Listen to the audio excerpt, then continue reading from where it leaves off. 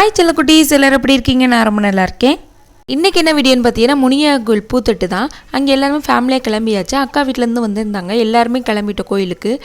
பூத்தட்டு பார்த்தீங்கன்னா, இந்த முனியா கோயிலேருந்து பூத்தட்டு எடுத்துகிட்டு இன்னொரு முனியா கோயில் இருக்குது எங்கள் வீட்டு பக்கத்தில். அங்கே தான் அந்த கோயிலுக்கு தான் நாங்கள் எடுத்துகிட்டு போவோம். ரொம்ப சக்தி வாய்ந்த கோயில்னே சொல்லலாம். சாமிக்கு எல்லாமே அலங்காரம்லாம் பண்ணிக்கிருந்தாங்க. அப்போது ட்ரம்ஸ்லாம் அடிச்சுக்கிருந்தாங்க. பூத்தொட்டி எடுக்கிறதுக்கு முன்னாடியே ட்ரம்ஸு போவோம், அதுக்காக எல்லாருமே அடிச்சுக்கிருந்தாங்க. அதெல்லாம் பார்த்துக்கிருந்தோம். அப்புறம் சாமிக்கு பார்த்தீங்கன்னா அலங்காரம்லாம் பண்ணிக்கிருந்தாங்க. அதெல்லாம் பார்த்துக்கிட்டு இருந்துட்டு அப்புறம் சாமி கும்பிட ஆரம்பிச்சிட்டோம்.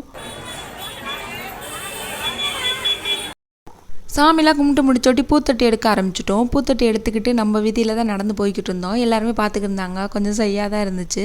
பார்த்திங்கன்னா பூத்தொட்டி எடுத்துக்கிட்டு போய்கிட்டு இருக்கும்போதே முன்னாடி வந்து தேர் போணுச்சு. தேருக்கு பின்னாடி வந்து ட்ரம்ஸ்லாம் அடிச்சுக்கிட்டு பசங்க எல்லாருமே டான்ஸ் ஆடிக்கிட்டு வந்தாங்க. எங்களுக்கு பின்னாடியே பார்த்திங்கன்னா முளைப்பாரிலாம் வந்துக்கு இருந்துச்சு. இந்த வருஷம் நாங்கள் வந்து முளைப்பாரி எடுக்கலை, போன வருஷம்லாம் எடுத்தோம். அதனால் கொஞ்சம் வேகமாக நடக்கிற மாதிரி ஆயிடுச்சு. எங்களோட தெருவில் வரனால எல்லாம் கொஞ்சம் தெரிஞ்சவங்களாகவே இருந்தாங்க. கோயிலுக்கு வராதவங்க வர முடியாதவங்கலாம் இருந்தாங்க. அவங்களெல்லாம் பார்த்து பேசிட்டு ஹாய் சொல்லிவிட்டு நடந்து வந்துக்கிட்டு இருந்தோம். எல்லோரும் பேசிக்கிட்டு நம்ம வீட்டு பக்கத்தில் வரும்போது தான் கொஞ்சம் ஃப்ரீயாக இருந்துச்சு. மெயின் ரோட்லலாம் வரும்போது காரு பஸ்ஸுன்னு ஃபுல்லாக டிராஃபிக் ஆகிடுச்சு. அதெல்லாம் போலீஸ் வந்து கிளியர் பண்ணி விட்டுக்கிட்டு இருந்தாங்க.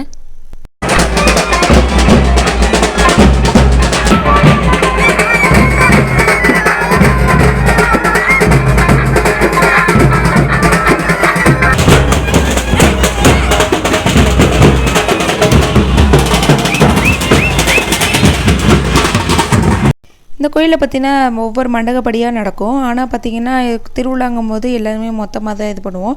கேர்ள்ஸ்லாம் பார்த்திங்கன்னா பாய்ஸுக்கு ஈக்குவலாக ஆடிக்கிட்டு வந்தாங்க. பார்க்குறதுக்கு நல்லா தான் இருந்துச்சு. அதுவும் அந்த முனியா கோயிலேருந்து இந்த முனியா கோயிலுக்கு நம்ம கொண்டு வந்த பூத்தட்டெல்லாம் சாமிக்கு வந்து போட்டாங்க.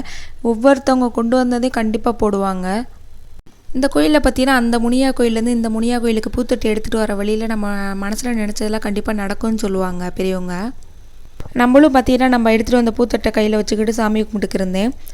கொஞ்சம் கூட்டம் இருந்துச்சு தான், ஆனால் ரிலாக்ஸாக சாமியை கும்பிட்டு அவ்வளோ திருப்தியாக இருந்துச்சு. அந்தளவுக்கு சாமியை நல்லா கும்பிட்டுட்டு பூத்தட்டெல்லாம் நம்ம கொண்டு வந்ததெல்லாம் சாமிகிட்ட கொடுத்துட்டு அப்படியே கோயிலுக்கு வெளியே வந்துட்டோம். இதுதான் அந்த கோயில். பார்த்தீங்கன்னா ஃபுல்லாக கலர் லைட்லாம் போட்டு வச்சுருந்தாங்க.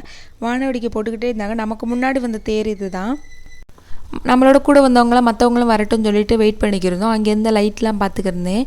பார்த்தீங்கன்னா ஃபுல்லாக சூப்பராகவே இருந்துச்சு. குட்டீஸ்லாம் பார்த்திங்கன்னா கடையெல்லாம் பார்த்துட்டு சும்மா இருப்பாங்களா, அவங்க வேலையை கட்ட ஆரம்பிச்சிட்டாங்க. எனக்கு அந்த பொம்மை வேணும் இந்த பொம்மை வேணும்னு சொல்லிட்டு அடம்பிடிக்க ஆரம்பிச்சிட்டாங்க. சரின்னு சொல்லிட்டு அங்கே இருக்க திங்ஸ் எல்லாம் நாங்களும் பார்க்க ஆரம்பிச்சிட்டோம். வாங்குறது தான் வாங்குறோம், கொஞ்சம் யூஸ்ஃபுல்லாக இருக்க மாதிரி திங்ஸ் வாங்குவோம்னு சொல்லிட்டு அங்கே இருக்கலாம் பார்த்தா அந்த ஏபிசிடி மாதிரி ஒரு இது வச்சுருந்தாங்க சேர்க்குற மாதிரி. அதை கேட்டால் பைப்பிள்ளைக்கு அதெல்லாம் வேணவே வேணாம், எங்களுக்கு காரு அந்த வண்டி அது மாதிரி தான் வேணும்னு சொல்லிட்டாங்க. சரின்னு சொல்லிட்டு வாங்கிட்டு எல்லோரும் வீட்டுக்கு வந்துட்டோம். வீட்டுக்கு வந்ததுக்கப்புறம் குட்டீஸோடு சேர்ந்து நாங்களும் பூஸ்ட் விளையாட ஆரம்பிச்சிட்டோம். நல்லா ஜாலியாகவே இருந்துச்சு.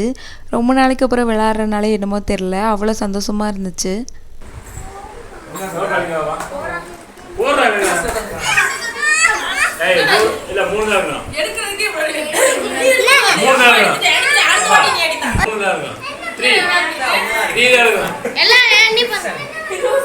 அந்த சீட்லாம் எடுத்து அவங்க அப்பா கையிலே பாப்பா கொடுத்துருச்சு. அதுக்கு மறுநாளே பார்த்தீங்கன்னா அக்காவுக்கு பர்த்டே, அதனால் கேக்கெலாம் வாங்கி சிம்பிளாக வந்து செலிப்ரேட் பண்ணோம். எங்கள் ஃபஸ்ட் அக்கா பொண்ணு வந்து பார்த்திங்கன்னா எங்கள் செகண்ட் அக்கா பர்த்டேனால் அவங்களாம் செஞ்ச கிஃப்ட்டு வந்து ப்ரெசென்ட் பண்ணாங்க. நம்ம எவ்வளோ தான் காஸ்ட்லியான கிஃப்ட் வாங்கினாலும் இந்த கிஃப்ட்டுக்கு ஈடாகுமான்னு எனக்கு உண்மையிலே தெரியலை. அவ்வளோக்கு சூப்பராக இருந்துச்சு. அவங்களே யோசித்து எல்லாம் பண்ணி கொடுத்தாங்க. குட்டீஸ் அவ்வளோ நேரம் யோசித்து இவ்வளோ பண்ணுறதே பெருசு. நாங்கள் உண்மையிலே எந்த ஹெல்ப்புமே பண்ணல. அவள் பண்ணதே எங்களுக்கு தெரியாது. எங்கள் ஃபஸ்ட் அக்காவுக்கு மட்டும் தெரியும். ஆனால் அவங்களும் இங்கே எந்த ஹெல்ப்புமே பண்ணல. எங்கள் பாப்பாவை தான் பண்ணிச்சு ஃபஸ்ட் அக்கா பொண்ணு. அவ்வளோ சூப்பராகவே பண்ணியிருந்தா. எங்கள் சிஸ்டருக்கு பார்த்தீங்கன்னா இந்த கிஃப்ட்டு ரொம்ப பிடிச்சிருந்துச்சி. அவ்வளோ மெமரியாக இருக்கும் இந்த வீடியோ கண்டிப்பாக. அப்படியே இந்த நாள் அவ்வளோ சூப்பராக போணுச்சு. மறக்காமல் சர்ப்ரைஸ் பண்ணுங்கள். தேங்க்யூ.